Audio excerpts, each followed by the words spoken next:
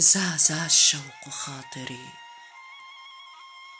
زعزع الشوق خاطري، وأسر طيفها ناظري.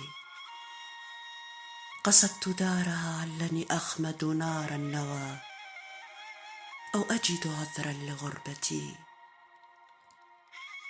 سلام على قبر بين صغار يضمك، وطبت وطاب أماه مقامك. في صغري كنت أنام، وكان فراشي حضنك. من الصبا حتى 50 مرت سنين، كأنها يوم أو 2، وما تغير شيء غير أن التراب ضمك. ليت أن الدنيا كلها تغيرت، لكن ليت أنك لم ترحلي. ما صرت أنا كما كنت تحلمي، وما طلت عمرا كما كنت أنا، وكما كنت أنت من الله تطلبي. محوت اسم المنية من اسمك،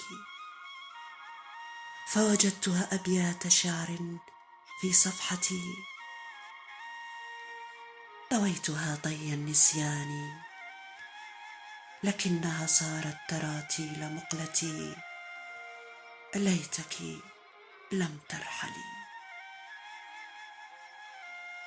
وموجعة هي الحياة بلا أم تسرح شعري كل صباح،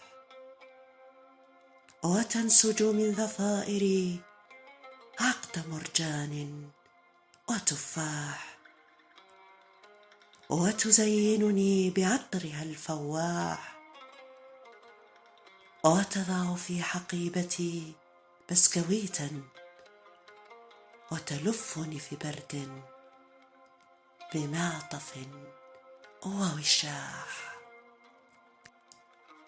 وأسفي كان ذاك كله ذات صباح. جاء رمضان وراح العيد، لكنك لم تأتي. أنا لمحتك في أرجاء البيت تتكلمين، تضحكين، تطبخين. في ساحة الدار رأيتك تمشي مع الجارة تتحدثين.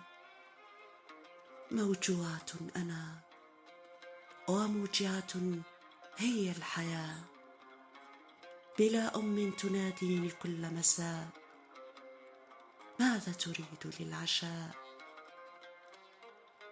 وفي هفوتي رتبت غرفتي، حطت يداها على جبهتي.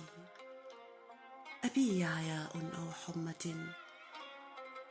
ناديني ناديني، لكن لا تصمتي.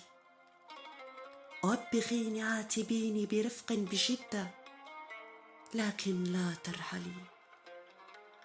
رحيلك جرح لا يندمل، وذنب لا يغتفر. سلي دموعي كم بللت من أوراق في شعرك، سلي قصائدي عني تخبرك أنك مت، وأني مت 1000 مرة بعدك. الفرق بيننا أنك تحت التراب تهنئي، وأنا فوقه بجمر الفراق أكتوي. أنا اليوم ما عدت كما كنت، ولا طاب لي عيش في الدنيا بعدك. أنا ربوة في قرية منسية، ارسموني على معالم تاريخية، واكتبوا على معلمي كل حروف الحزن الأبجدية، وعلقوا عليه كل أشعاركم الأمومية، حتى لا يكون معلم الأم ذات يوم منسية. تقول للنسوة أمك رحلت، اخشي مذرة الدموع للعيون يا ابنتي. وأمي كانت تقول لي أنت عيني، فما جدوى تحيا عيناها وقد ماتت عيني.